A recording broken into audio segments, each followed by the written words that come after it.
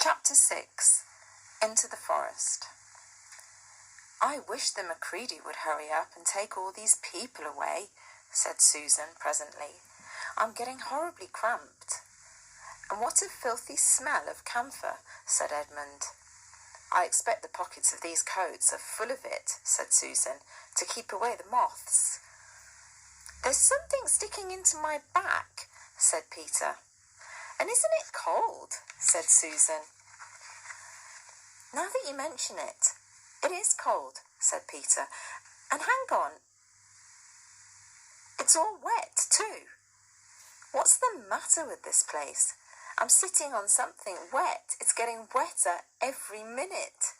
He struggled to his feet. "Let's get out," said Edmund. "They've gone." "Ooh," said Susan suddenly, and everyone asked her what was the matter. "I'm sitting on a tree," said Susan, "and look, it's getting light over there."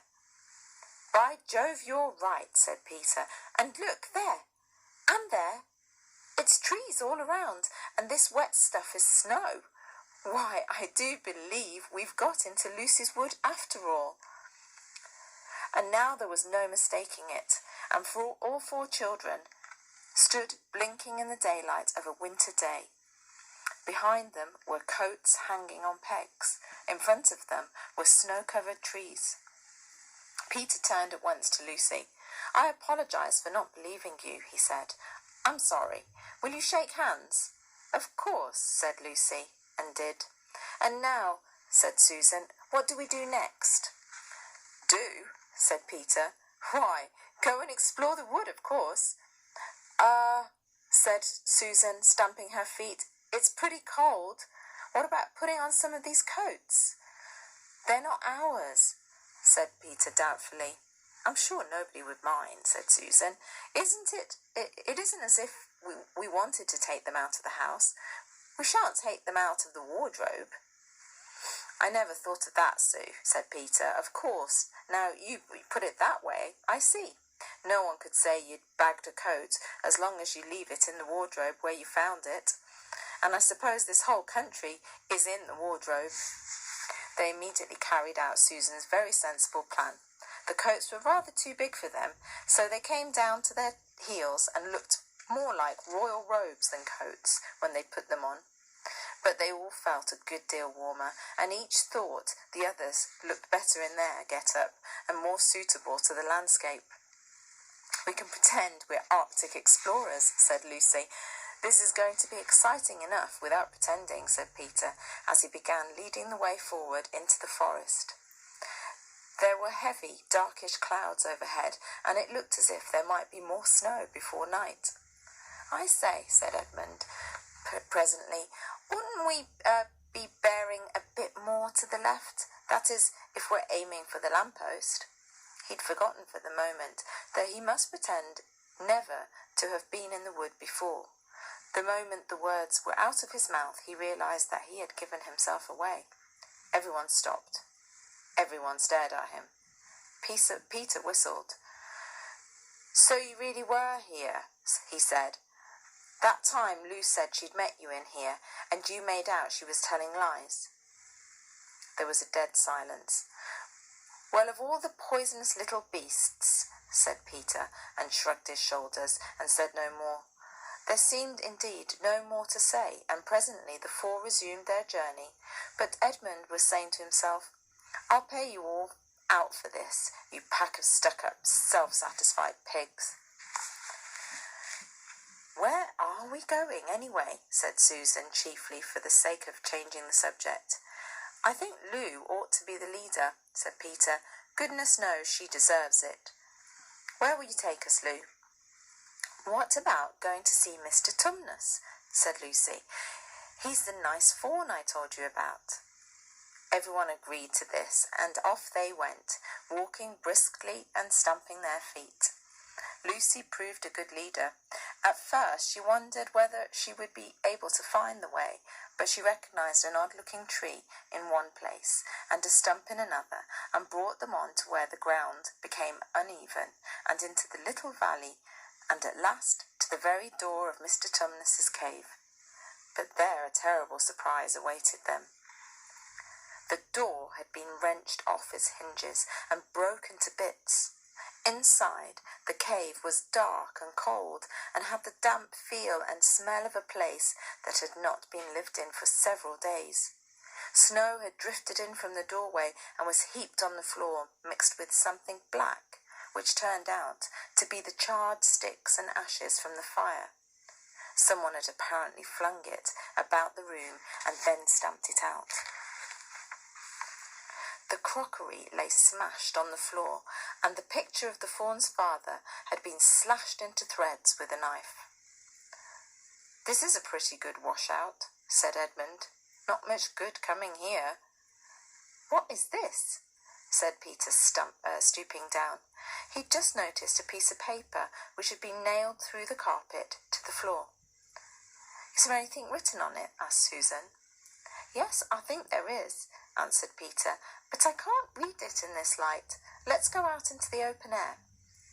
They all went out into the daylight and crowded round Peter as he read out the following words. "The former occupant of these premises, the fawn Tumnus, is under arrest and awaiting his trial on a charge of high treason against Her Imperial Majesty Jadis, Queen of Narnia,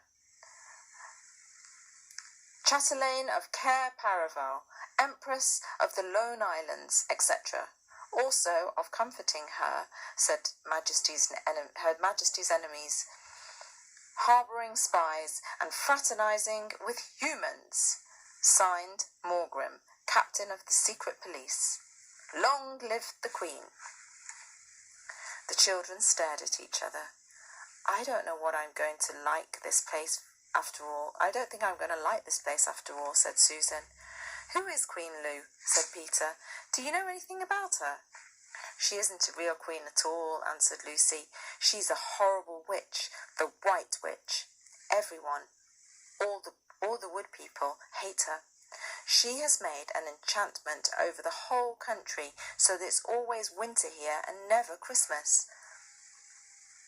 I wonder if there's any point in going on," said Susan. "I mean, it doesn't seem particularly safe here, and it looks as if it won't be much fun either. And it's getting colder every minute, and we've brought nothing to eat. What about just going home?" "Oh, but we can't, said Lucy suddenly. "Don't you see? We can't just go home, not after this. It's all on my account that the poor fawn has got into this trouble. He hid from the witch and showed me the way back. That's what it means by comforting the Queen's enemies and fraternizing with humans. We simply must try to rescue him." "A lot we could do," said Edmund. "We haven't got even anything to eat." "Shut up, you," said Peter, who was still very angry with Edmund. "What do you think, Susan?" "I've a horrid feeling that Lou is right," said Susan. "I don't want to go a step further, and I wish we'd never come.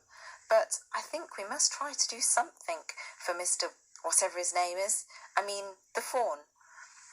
"That's what I feel too," said Peter. "I'm worried about having no food with us.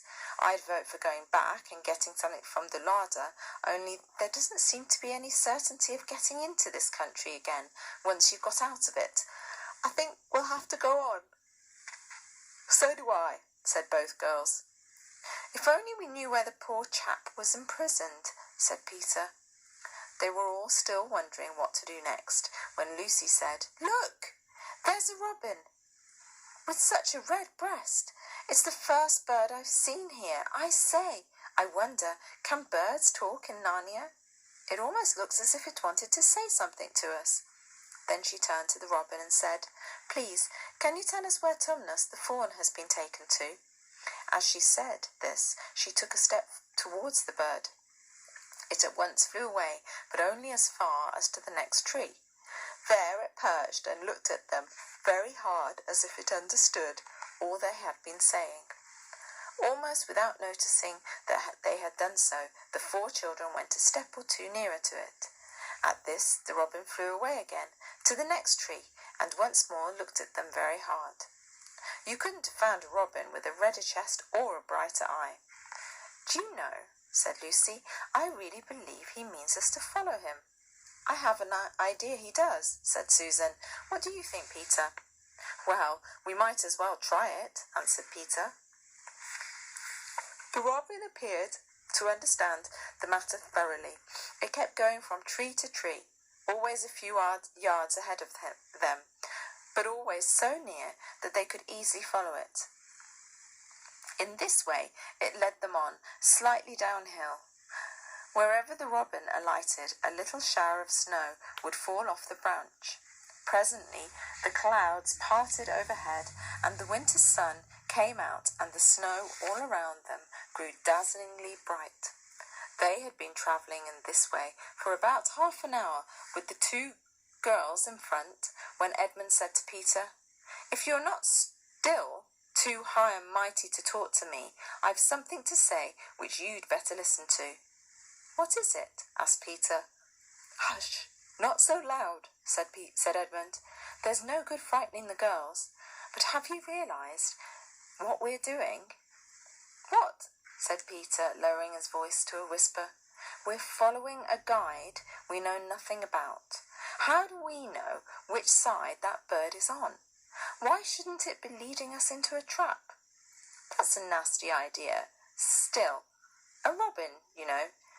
They're good birds in all the stories I've read. I'm sure a robin wouldn't be on the wrong side." "If it comes to that, which is the right side, how do we know that the fawns are in the right and the queen, yes, I know, we've been told she's a witch, is in the wrong? We don't really know anything about either. The fawn saved Lucy. He said he did, but how do we know? And there's another thing too. Has anyone the least idea of the way home from here?" "Great Scott," said Peter, "I hadn't thought of that." "And no chance of dinner either," said Edmund.